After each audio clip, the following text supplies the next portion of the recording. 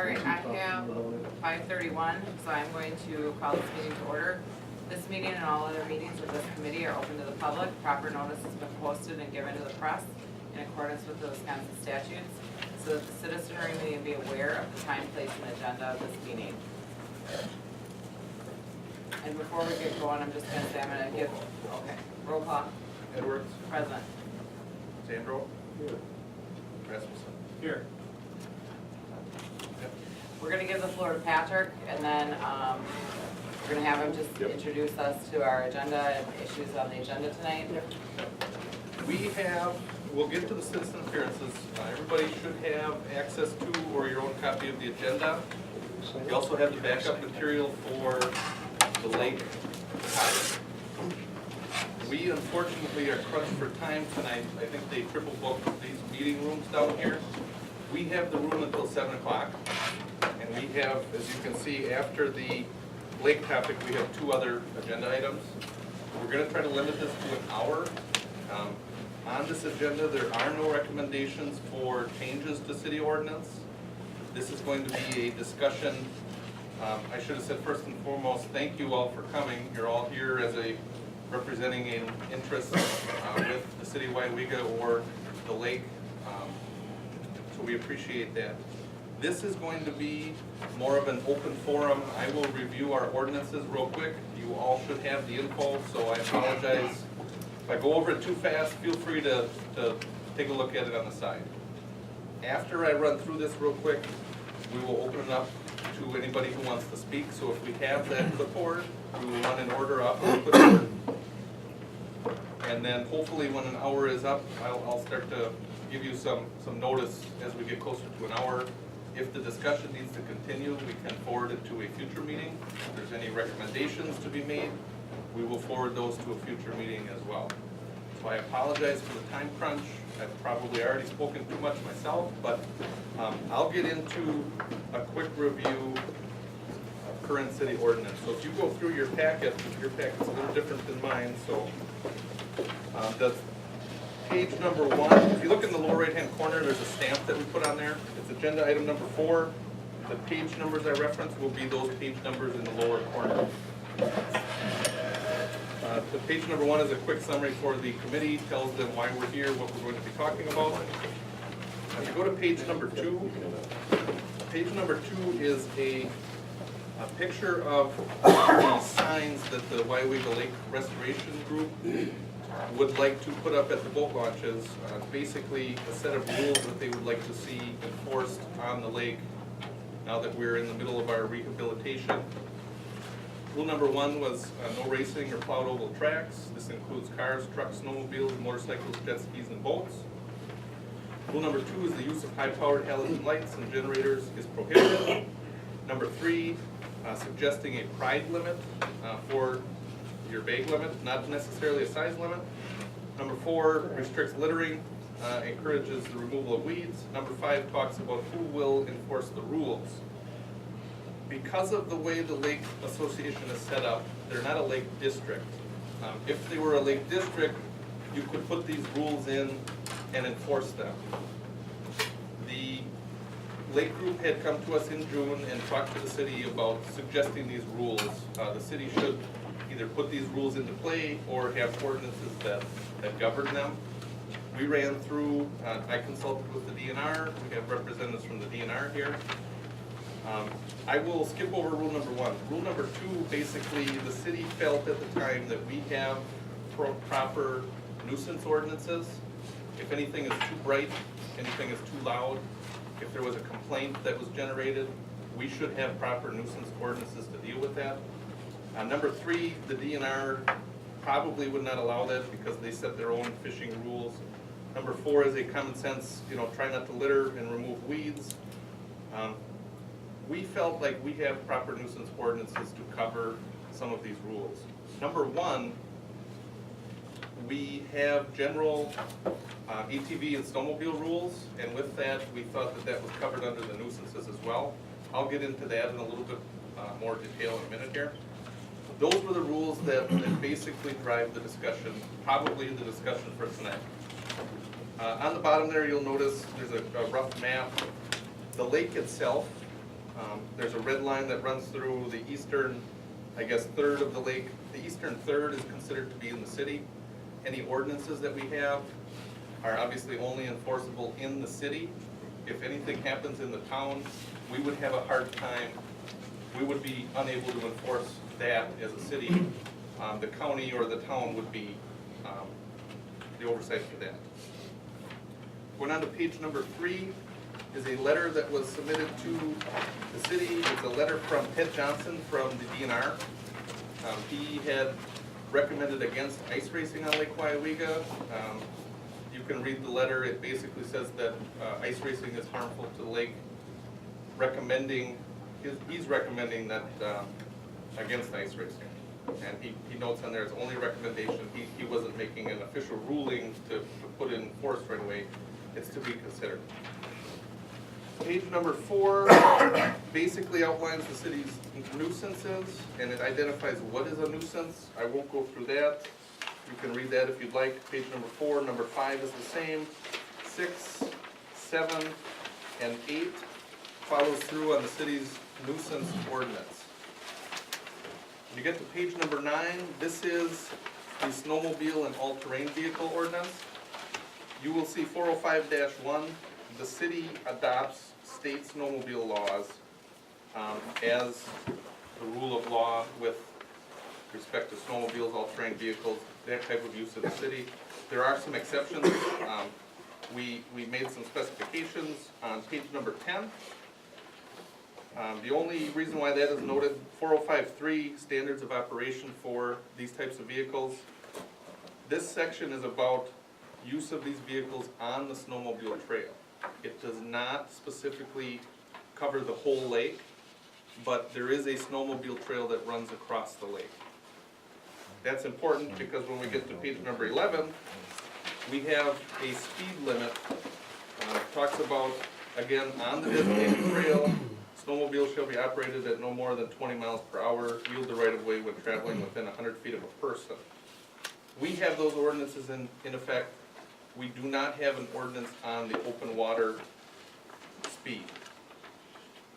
Moving on to page number 12, we have adopted miscellaneous regulations, which is letter H.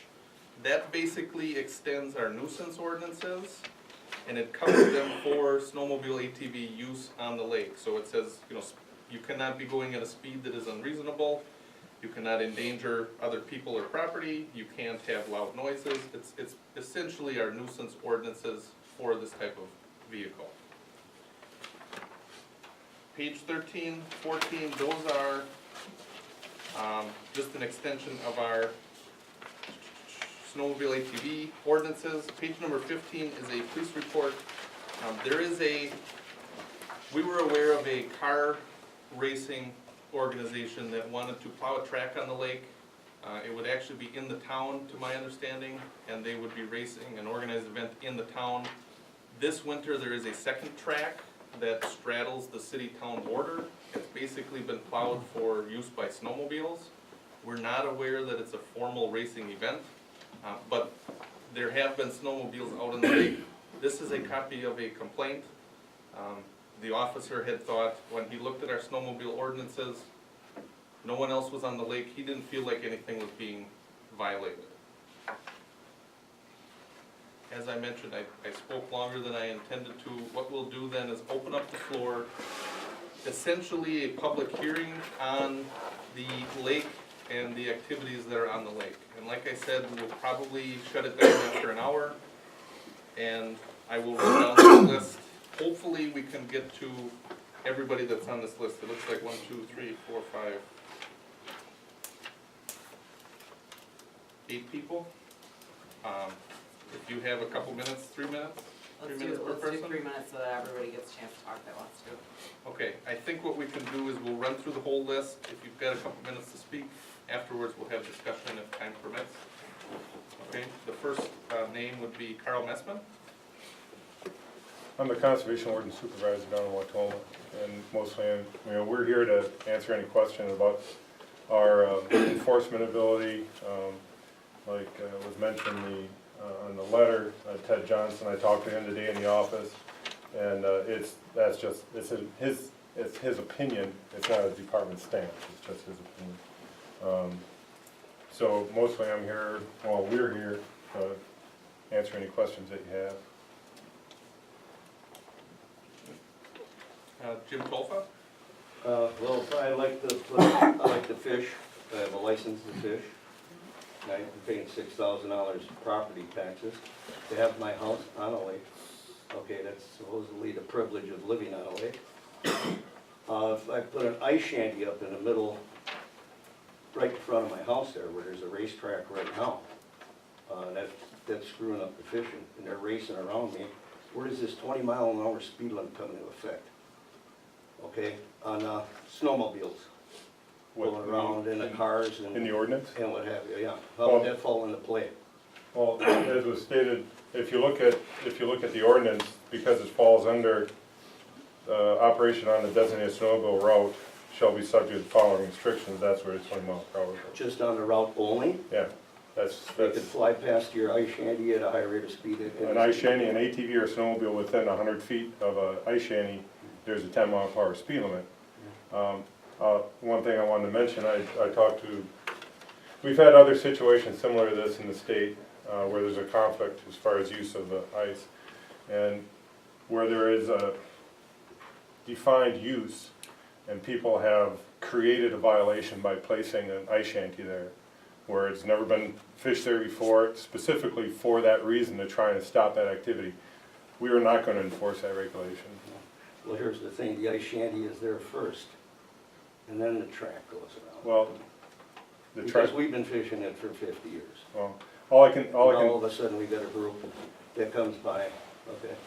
Now, what about the Weyauwega Lake Ice Fishing Club? And we have an event, and they're taking up 2/3 of the lake. Okay. Where does this come into play? Where are my rights as a license-bearing individual here, okay? And I got a bunch of goofballs out there that don't even have a driver's license, half of them. Okay, it's and not they're half required tuned- on the lake. and they're tuned up 2 o'clock in the morning spinning donuts, Okay. okay? There's two issues, and there's a constitutional right to fish, Yes, but preceding that by 150 years, there was a constitutional right to navigating on the ice. So if they're navigating by boat or they're navigating on the hard water, it's still navigating on the ice, and they have a right to be on the ice navigating. understood. So, But where does the peace, holding the peace come into play? How do we define that gray area? well, right now they have nuisance ordinances, of course, only enforceable within the city. So if you're talking about the track out by the bar, out in the town, you'd have to look at what their ordinance is as far as nuisance is concerned. Okay. And a lot of that is subjective, and we don't enforce it. The DNR doesn't enforce Okay, it. now some of these vehicles were out there last week, and these were not stock pipes. Don't tell me they were stock pipes. I got cops in my family too, okay? Everybody's strong-arming here, right? I know they ain't stock pipes. I don't wanna listen to it every day. These people don't wanna listen to it. If I gotta be the guy to come out here and take the blows, let's go, because this is baloney. I got my right too. Stock pipes on, Stock pipes on these cars and okay. snowmobiles. It's ridiculous. Well, for ATVs and snowmobiles, there is a decimal limit that can be Yeah, enforced. that's what I mean. But on the motorcycles, the trucks, the cars, that would fall under the ordinance, the nuisance ordinance. And whatever, I guess I would defer as far as the determination what reaches the nuisance level. Then I had 3 planes in front of the house. It must be 3 years now, okay, that landed, and they were in city limits. 3 airplanes. And where does that come into safety for the rest of the people? In the city limits, I got a picture of it. God help me to find it, okay? I took the picture. Where does that come into play for safety? When you look at, and I don't mean to cut you off, when you look at our nuisance ordinances, it specifically talks about when the public is in danger. Airplanes that as a in danger, they nuisance? gotta land, they gotta take off.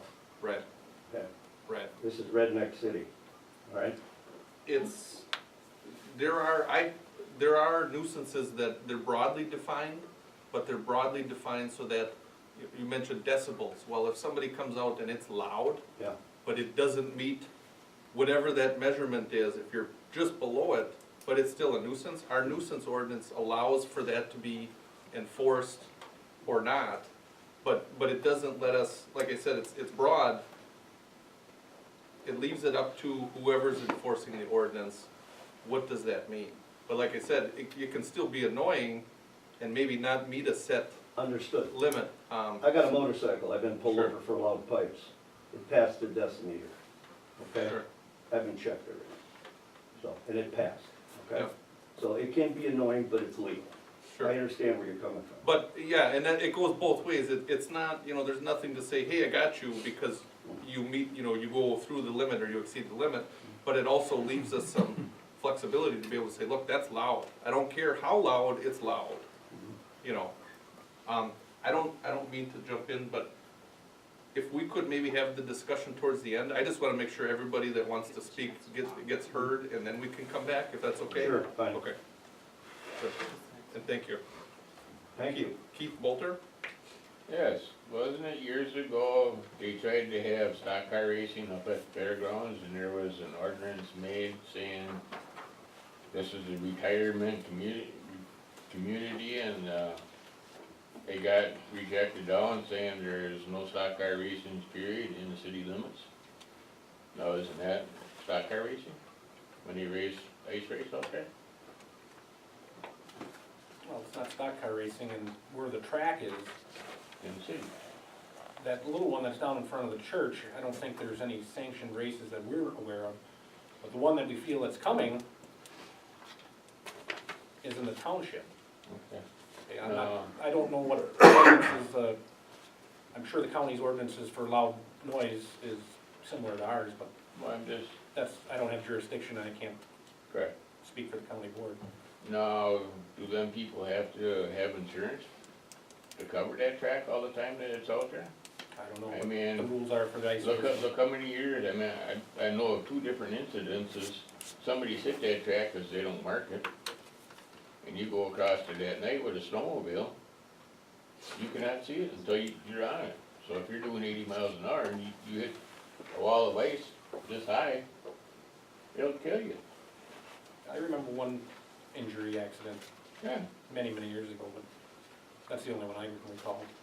well, I mean, guy had a brand new snowmobile, 2 days old, let a girl drive it, and she took it out there and she wound up totaling out the sled and she was in the hospital. Broken leg, broken pelvis, broken arm. Who's responsible for it? I mean, granted, I don't know if they have to have liability insurance. I'm gonna say probably not, I mean, because when they have the ice races in the fairgrounds, they gotta have liability insurance, don't they? they do.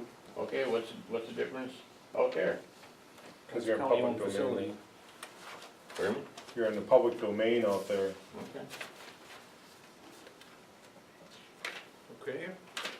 Doug Nelson? Yeah, I'm Doug Nelson. I am from Nelson Environmental and the environmental consultant on the project with the Lake Association.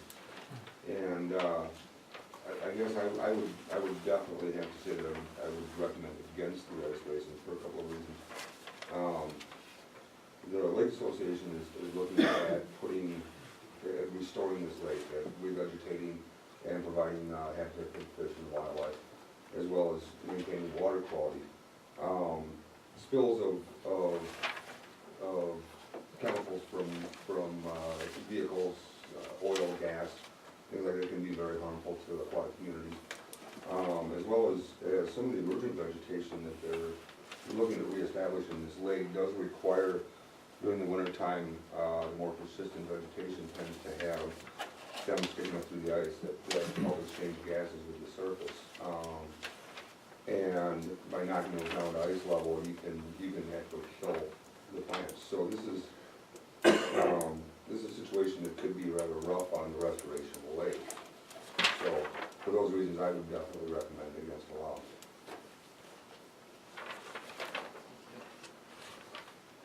Bill Zinn? Well, the only thing I got to say about the whole situation is I'm against the ice racing. I fished out on Lake Weyauwega for many, many years. I'm 50 years old. I fished out there with my grandfather. I fished out there with my father. And when the ice racing first started and everything else like that, we noticed, my dad and I noticed right away, we could be out there on a Saturday, no ice racing going on or anything else like that, and we'd have fun chasing flags and catching bluegills and stuff like that. But once you start getting all that commotion and everything else like that on the ice racing, the snowmobile shooting past your shanty and everything else like that, the fish shut right down. And that's turned a lot of people off from coming to this town and fishing on that lake. And we, as the Weyauwega Lake Restoration, have stuck a lot of time, a lot of effort, and a lot of money into restoring this lake the way it used to be. And that's what we are trying to do, is we're trying to get this lake back to the way it used to be. You know, people have the tendency to forget that just a few years ago, everybody was yelling and screaming in town because of the way that pond stunk, because there were so many weeds, so much dead vegetation, how they couldn't get out there, how they couldn't fish, how they couldn't do this out there, and how they couldn't do that out there. Now, when we get a group of people together that are willing to work with the DNR is willing to work with us, we're willing to work with everybody, now all of a sudden everybody's going, well, gee, it's not our responsibility to do anything about anything. And that's the thing that's burning me right now. There needs to be something done to take care of this so everybody can get along and everybody will work with everybody and get this situation handled and under control. There's been many times when my dad and I were out there ice fishing, or I was out there ice fishing, people would come whistling past on a snowmobile, run over your tip up and keep right on going and stuff. They don't care. They're coming across that lake at 70, 75 miles an hour. Well, how the hell are they gonna stop if you walk out of your shanty and boom, there you are and here comes a sled at 75 miles an hour? How is somebody gonna stop that snowmobile? I sure as hell don't wanna get hit by it. I think there should be, on the whole lake, I think there should be a 20 mile, 30 mile an hour limit, that's it. None of this, okay, on the trails, you have a speed limit on the trails, but on the rest of the lake, guys, have at it, do whatever you want. I don't think that's right.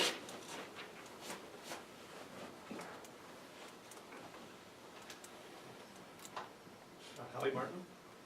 Okay, I'm gonna come at this a little differently. When they have ice racing out there, they park a minimum of 50 cars on the ice.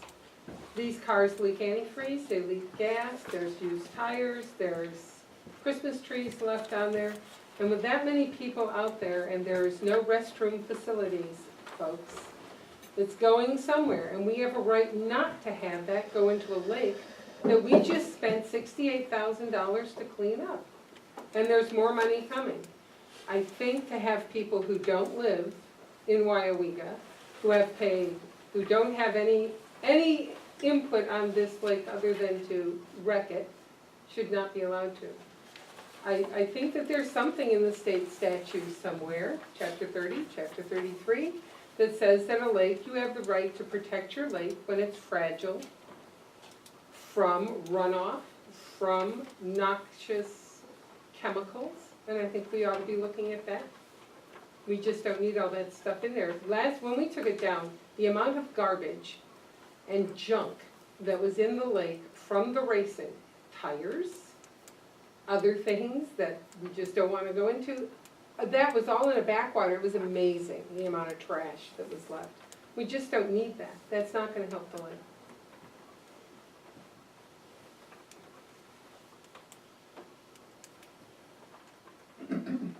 Thank you. Bob Van Epps? Yes, I am looking at it pretty much from the standpoint of Ted Johnson. I really believe we have a potential for setting us way back in our efforts to restore the lake. I would correct Holly in the amount of money we spent so far. We've actually spent $124,560 on trying to restore that lake. That's a lot of money. We came by it the hard way, dollar by dollar, and it's quite an investment, and we plan on spending a lot more. We're in the process of developing a 10-year plan now, and we really, really need to look at what's happening on that lake.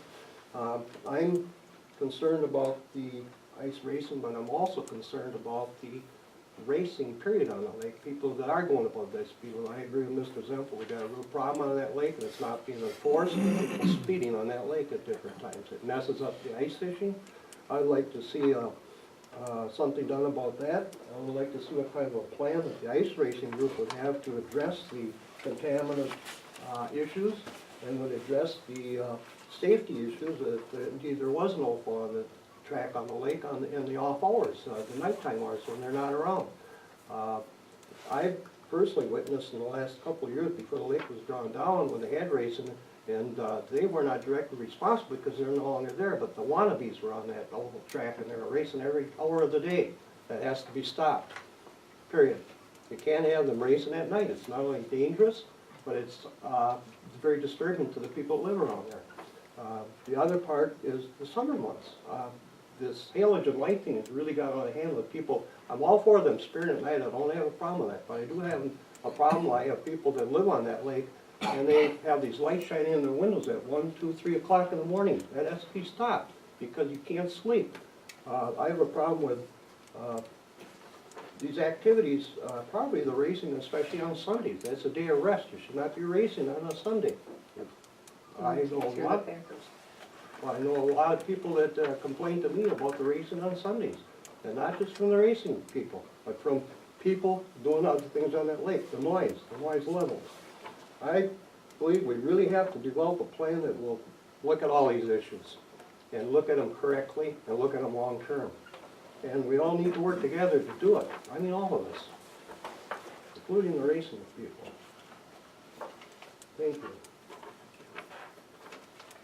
Jolene Nolenberg? Okay, we are some racing people. We're a little outnumbered right here, but. Thank you for coming though. We've been racing on the ice, myself personally, for about 12 years. Ice Racing Association's been there 25 years plus. We have strict rules. I wish I would have brought a copy of them here for you guys to see. The leaking of cars and everything like that. Every car that's on the ice has to have a rug underneath it to catch any drippings if there are anything.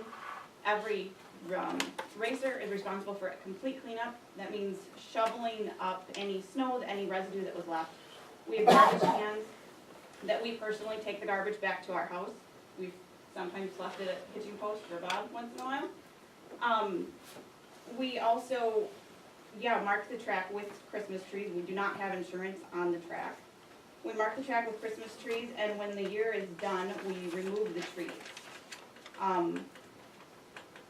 Let's see, we have about 30 or 40 people that come to this town for the entire day. Many businesses will get benefits from that. All the gas stations, several places to go and eat, grab a drink. The dairy, I know, they've made the Star Dairy.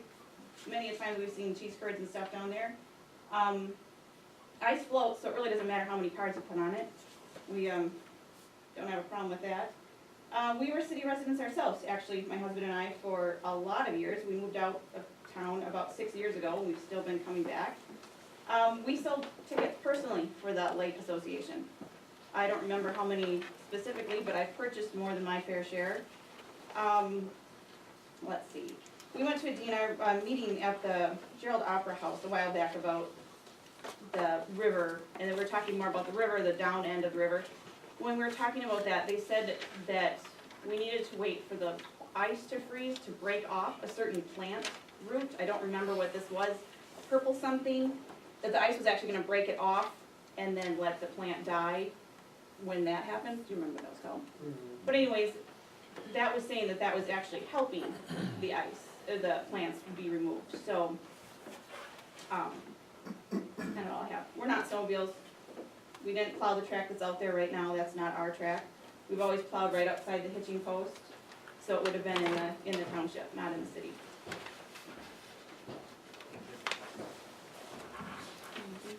Any potential for Tyler Nolenberg? Yeah, basically same difference. I'm just speaking of the ice racers, you know, I mean, it's an organized club.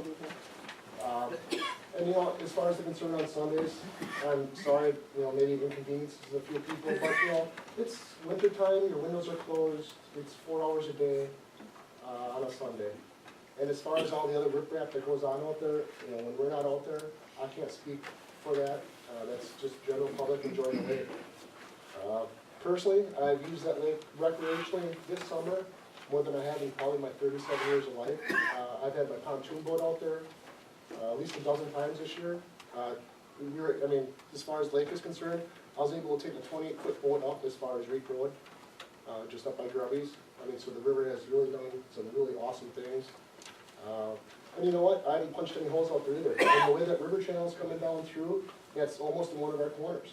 You know, so maybe we'll have to relocate our track in some order because I haven't checked out ice condition. The river has changed. The lake's gonna look great. I can't wait to see it this spring. Spending time out there on a pontoon boat, that clear water, it's a beautiful lake. And I'm glad that we're able to use it in the winter months as well as the summer months. So I wish the Lake Association the best, and you should probably be able to work with us on our ice racing. I think we're a pretty organized group of people. We have trash cans out there. I mean, we go around and clean up all of our mess. We go around and clean up Cheeto bags and dead minnows and piss buckets all over by the ice fishermen. I mean, we're a pretty clean group of people. We do this voluntarily. It's a fun time. Kids go out there, flat kites, ice skating. I mean, it's a great playground for families. You know, stop at the local grocery store, get a box of donuts, a Sunday paper, bring the kites, get some sunshine. It's great for the whole family. Thank you. I do not have anyone else. Is there anybody else who would like to speak?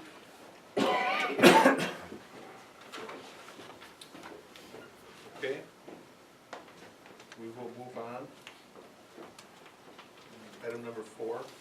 Then it's the discussion on city ordinances related to recreational activities on Lake Weyauwega. This is more discussion for the committee. I will start by saying, again, I'm sorry I didn't have the DNR reps introduce themselves, but the city has a set of ordinances that we've gone through. The city can only enforce the ordinances that we have on the books. When we mention that we're adopting state law, the experts on state law are these gentlemen here. That's why they're here. If there are any further questions by the committee, comments, if you want to carry on discussion with Yeah, I have a question. people who are here, that would be. Okay. For whoever wants to chair it, there was a reference to a state statute, we weren't sure of the citing of it, 3033, something about protecting freshwater water. Could anybody shed light on clearing that up for my personal knowledge? By the way, for those of you that don't know me, my name is Scott Kinky. I'm the water management specialist in Toronto. And I've been involved with the Lake Weyauwega Restoration Group for quite a while. NR 102 is the surface water water quality standards that we have in the state. And basically, paraphrasing, NR 102 says that no one can reduce the inherent water quality of the surface water. I mean, you can't pollute it. I don't believe that there's anything in chapter 30 specifically as it relates to water quality. NR 107 and NR 109 are administrative codes as far as plants and removal. So we do have administrative code, but I'm not familiar with the statute. Okay, thank you. Scott or Jim? Yeah, I have a question for you, gentlemen. The Weyauwega Pond, in my understanding, is a backwater for the Weyauwega River, correct? It's an impoundment of it. It- What we consider officially is a flowage, which is treated like a lake, but it is a river. What classification at Trout Stream does the Weyauwega River have past Harewood? From the bridge down to the dam? I don't believe the only portion of the river that is classified as trout water is class 2, and that's in the city of Weyauwega. All the way down to Harrington Road? I don't know the exact road crossing, do you? No. But certainly from the, from Weyauwega down to probably to the confluence of the Crystal, for sure. And further, maybe it's Harrington Road, I don't know if it's that far down or not. So the Weyauwega Pond is considered a flowage? A flowage. A flowage. Yep. Is there a difference in considering it a flowage as compared to a lake? and the number of statutes or ordinances, call it what you may, that the state can enforce on those two different named types of waters? No. The flowage is the same as a lake. Yeah, as far as boating regulations and stuff, yeah, it would be considered a lake, so. As far as distance from shore for PWCs and stuff like that will be enforceable on flowage here, just like a lake. I guess my question that I wanted to satisfy my own curiosity was what the classification of that Weyauwega River was as a trout stream as well. So now I guess I understand that everything flowing through the Weyauwega Pond is not considered trout water.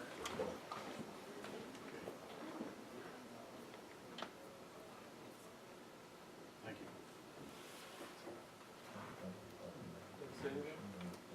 Okay, I have a potentially comment, potentially question too. We certainly have ordinances that handle traffic on the designated trails over the lake. Snowmobiles on the trails can only go 20 miles an hour.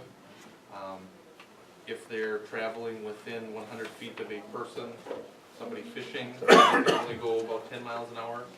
My question would be for the gentleman from the DNR.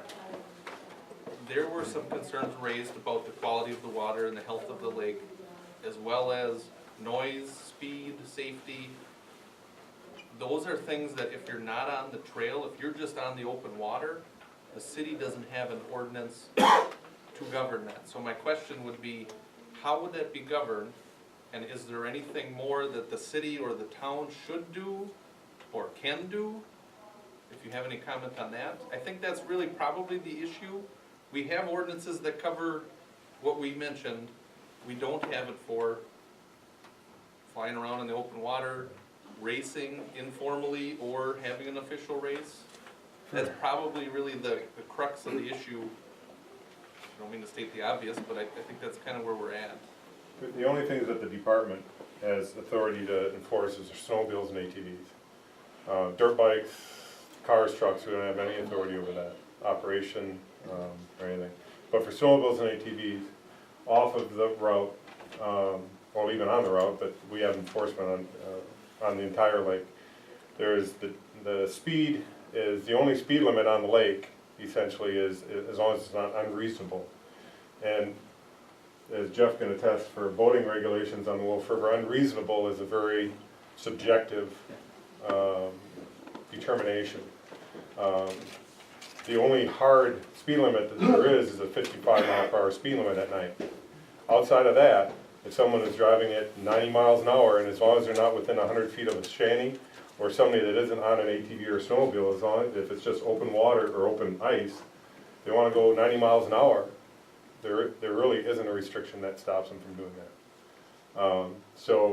But at night there is a 55-mile-per-hour speed limit. I mentioned as far as the only other hard speed limit is when you're within the distance from the shanties, and somebody that's not on a snowmobile or an ATV. Then there's a 10-mile-per-hour speed limit. Outside of those two areas, it's,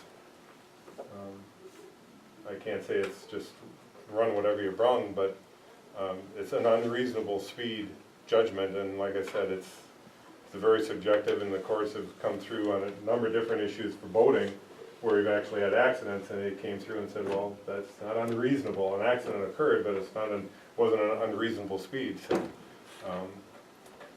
there really is, it would be difficult to enforce that outside of the 55-mile-per-hour speed limit at night. And I got one more comment and maybe a question, then maybe we could get back to people who have further questions from the audience.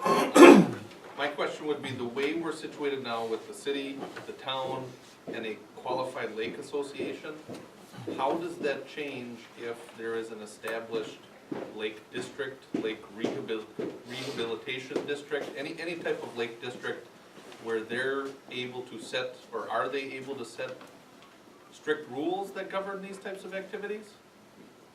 That I can't say, but the one thing I can say is that we don't enforce ordinances. So the lake, if it's a lake district, it establishes a lake ordinance for whatever, other than slowing away for boating because it has to go through our rule, certain rulemaking, but we don't enforce ordinances. So if whatever ordinance is that you come up with, there has to be some other entity that enforces it, because the DNR doesn't enforce local ordinances. So we can enforce state laws, and if your ordinances mirror our state laws, which you've adopted, almost verbatim through most of your ordinance for snowmobiles and ATVs, us enforcing that is conducive to us enforcing state regulations. But if it's different than this, like skiing hours, we don't enforce skiing hours. That's a local ordinance. If a township wants to enforce it, they have to have their own enforcement on it. So. One other question I've got, then I'm done. When we adopt state law, is the city officials, city police officers, are we then able to enforce state law on our own, or do we require the warden to show up and? If you adopt it under ordinance, you're enforcing it under the Okay. ordinance, not Okay. state law. We've written expired registration for boats. But for consistency's sake, it's nice to have, for the users and also for the officers, and, to have, unless there's a really big need to have something specifically different than state law, generally it's very consistent to have them mirror each other. The good thing for ordinances is that when you write it, you get the money, rather than it going through this circuit court. So a lot of townships and cities that enforce ordinances, that's the draw for it, because you get all the money. Thank you. Discussion or go back to comments or questions from the public? We've got about 20 minutes left on the soft deadline here, so about 20 minutes in the hour, and then we have time for the other items. I guess just as, what I'm seeing as the major issue here is that we do have the dividing line. Everybody knows about the lake dividing line, the city, the town. We can't control the town any more than they can control the city. Those are two totally different baskets, and, I wish there was a better resolution on this, because I see two groups that want things to happen. They're just not coming together on it, on a lot of those issues. I commend the lake group for what they've done so far for our community and our lake. It's very important to keep our Weyauwega Lake, so to speak, open for business. I caught my first fish on it, I understand, it's important to me too. I would encourage both parties to try to cultivate a relationship to work some of this stuff out between the two parties. Because we're not gonna be able to control what the other ordinance and vice versa is, so. Thank you.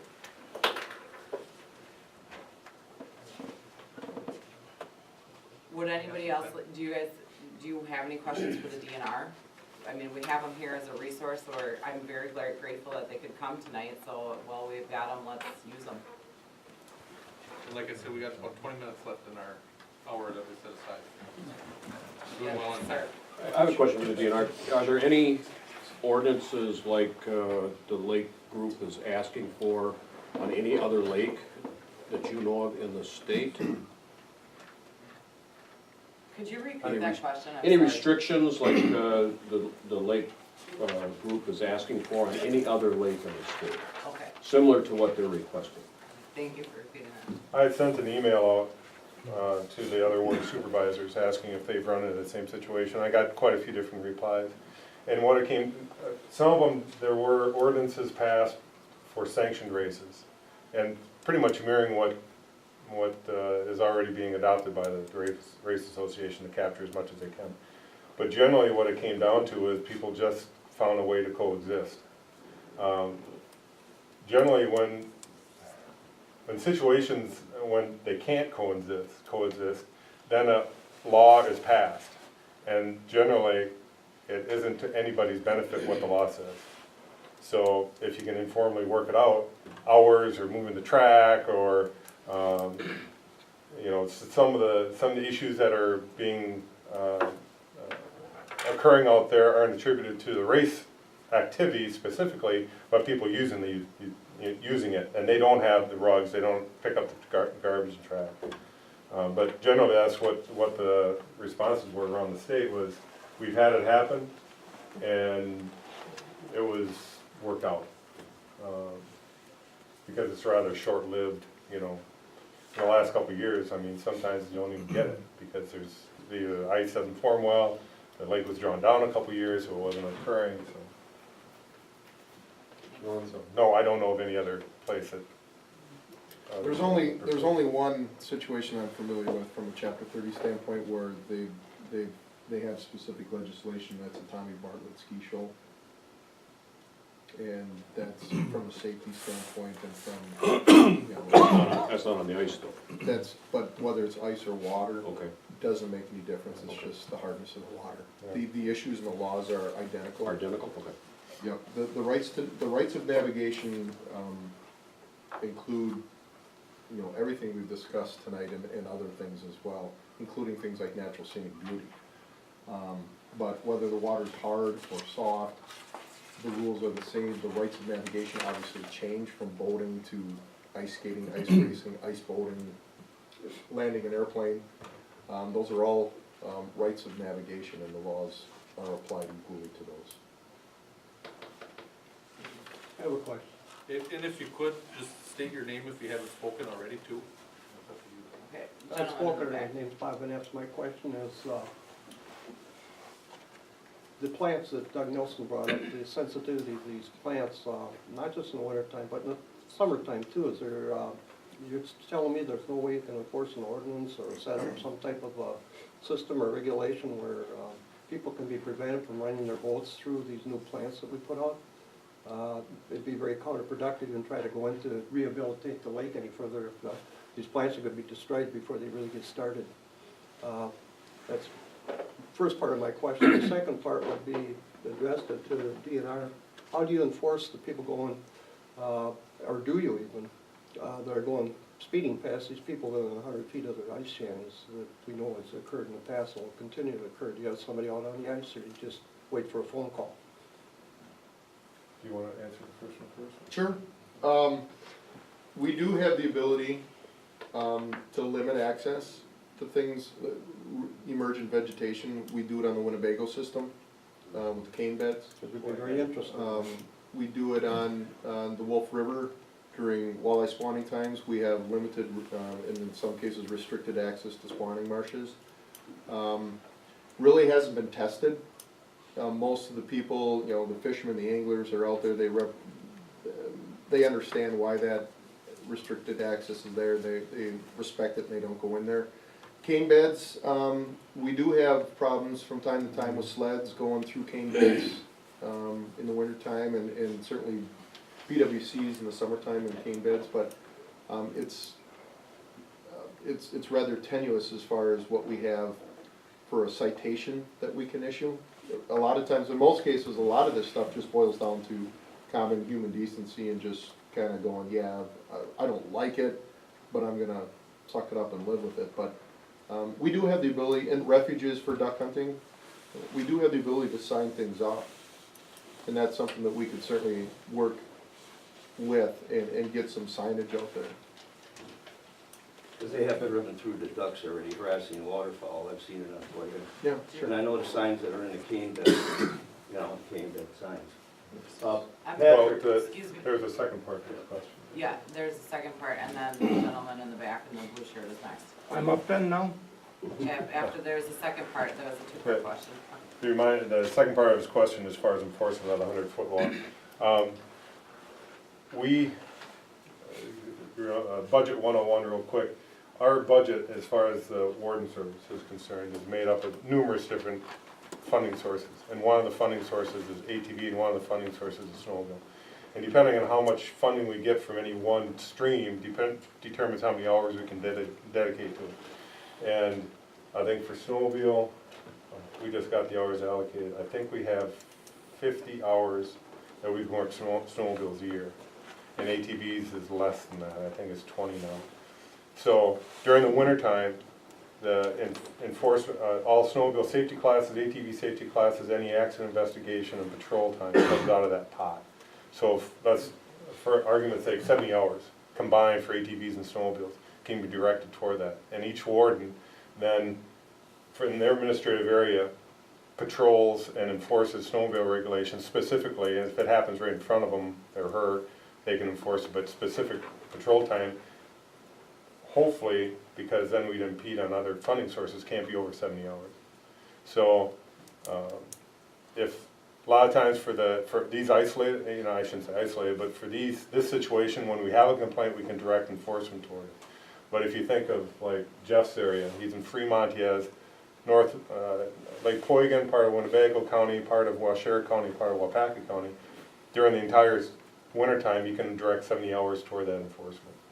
So if we have complaints, it's a lot easier for us to direct our enforcement there. Otherwise, it's just general patrol. And a lot of times it's for the higher use areas, more the larger trails for registration operation and stuff, and like Poygan. So we always like complaints because it's a lot easier to direct our attention to where the problem is rather than trying to find it ourselves. But we, you know, the field wardens are the enforcement entity for that, and we do enforce it. It's just a question of us being at the right place, right time, or getting good information that it occurred. I just have a, play devil's advocate here. State your name. You're talking about the weeds or the plants and ice. Is there any scientific evidence available that says that if you're going on hard water that you're harming the plants, or is that just personal recommendation, or? I think there's a fair amount of scientific evidence. The plants just like us have to breathe, and they do that in different ways. And what happens is cattails can tolerate. I'll use cattails because there's a few of them out there. They can tolerate a certain water depth, and that's based on nutrient uptake and being able to breathe. And the stem that comes up out of the water, that's the way they breathe. That's part of the way they transpire water and oxygen and grow. What happens is if you mow off those cattails or mow off that vegetation at the ice and it becomes covered, you can, in a sense, suffocate that rhizome or root that's down in the water. So that it's more of a suffocation standpoint than it is killing it. And it's not always effective. You're not going to kill everything. But what happens, and as we've seen with the drawdown on Lake Weyauwega, build it and they will come. You know, all of a sudden the water's gone and here comes this nice, beautiful pink flowering rush plant. Well, where the hell did that come from? Well, I was just sitting there waiting for the conditions to be right and took off. So when you lose native vegetation types like cattails, bulrush, burr reed, some common emergent types of vegetation, you get other things coming in like phragmites, purple loosestrife, flowering rush. And so it is to our benefit and to everyone's benefit that we make sure that we stay out of these areas and just leave them alone. But yeah, it's a gas exchange issue that you can suffocate plants. As a matter of fact, I've done this type of work for 30 years. What he described with the cattails, for the invasive species of cattails, we used that for quite a long period of time as a control measure. Just simply cut it down to the ice, let it be covered with snow, and it has a huge impact on populations. Just from I don't know exactly where this track is. I tried to see it before, and I saw the one close to town, but I didn't see the other one. It hasn't been out there in 3 years.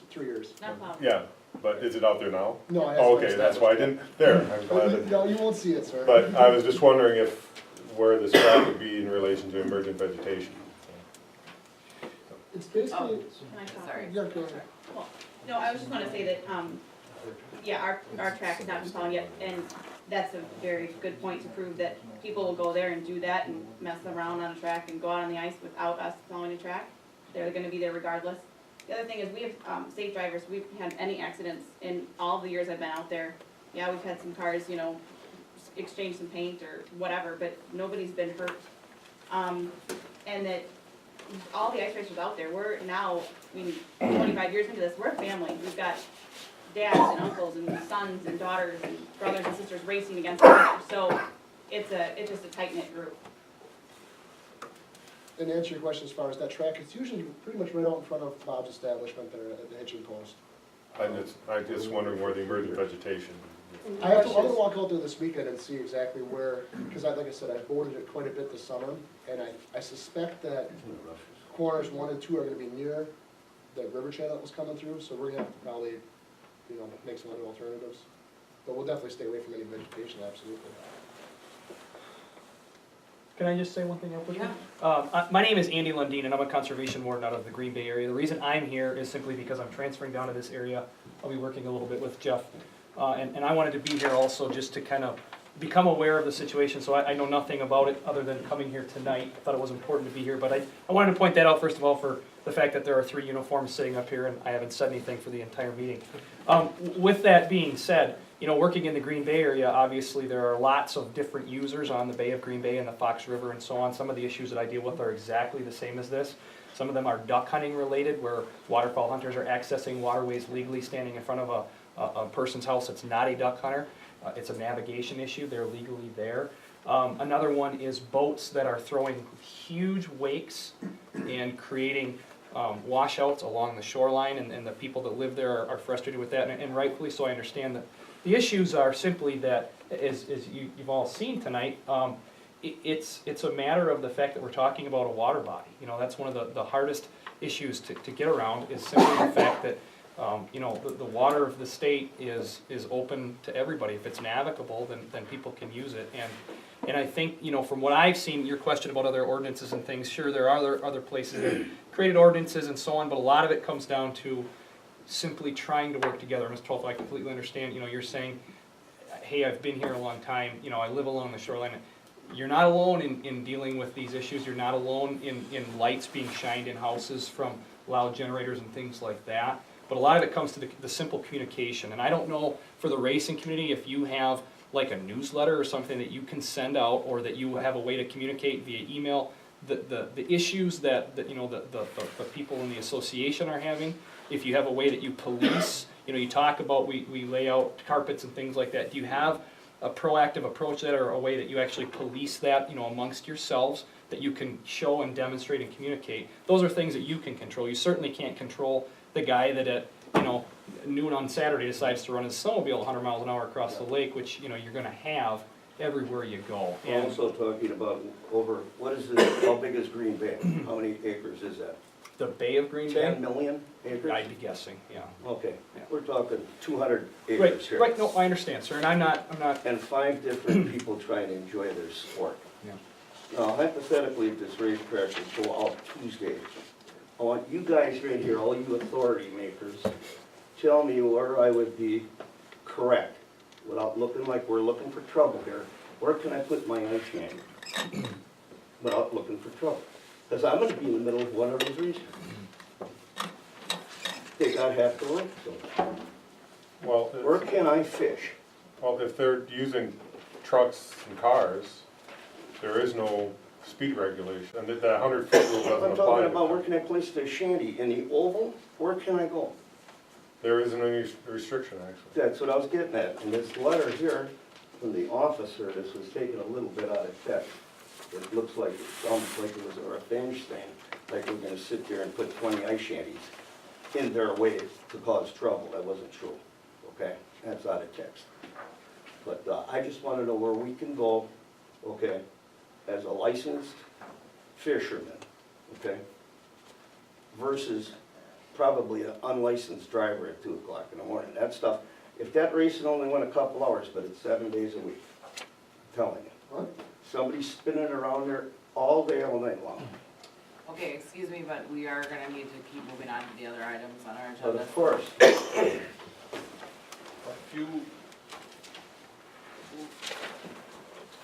We're at our hour, but I will say, we do not have a specific request in front of the committee to change any ordinances.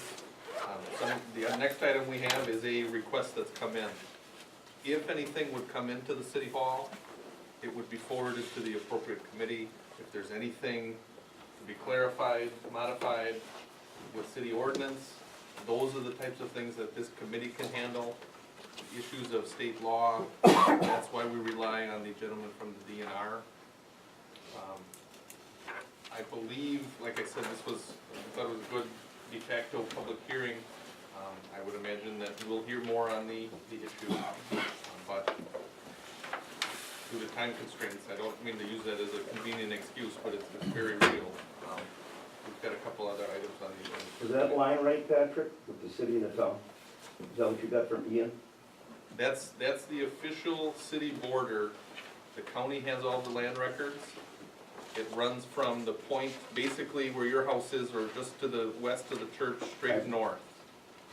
And everything considered in the east side of that line is city, everything to the west is town. Now, it does seem a little odd, like I said, I had mentioned today to someone, 2/3 of the land is city, 2/3 of the water is considered town. But Boringer's property is now in the city, Right, and that does not show that. right. He's How got does that get peninsula fixed? there. Right, that is something that I have inquired with the county on how is this fixed. Now, they have also asked me how is it fixed. Well, then we They- should have a they dotted keep line in our- there for their reference, Right. so they know what's going Do on. they need to redraw the map because of the Sure do. annexation? Well, Not right. I've requested that from them, and they were gonna get back to me on that. So, I would agree, it does seem like a goofy, lack of a better Yeah, it's term, not it's a correct. goofy line, so. Okay? All right, that's all I've got. Okay, thank you guys, everybody, for coming. I think it was a good discussion. And good seeing you too. Thank you. Thank you, gentlemen. We've been both working on this. Still in the net. Somebody else.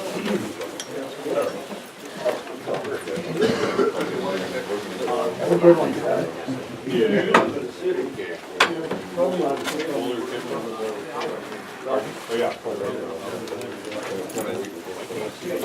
Yeah, they have to be attached to the, well, sure, but I suspect it's because gonna be that's,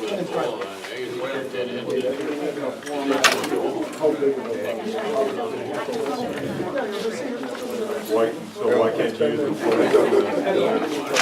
because that was actually brought up and then specifically voted. I had enough of them here. I figured that, You know, that, essentially, I don't mean to be a bad house guest, but Where were you I been? was, I still remember that spring hearing. that was brought up. because you got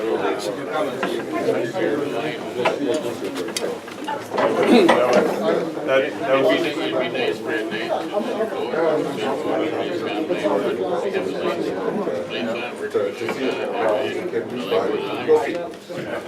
that was specifically addressed and proposed and also addressed in There are these cases, and this is one of the where I hope that my intuition is wrong.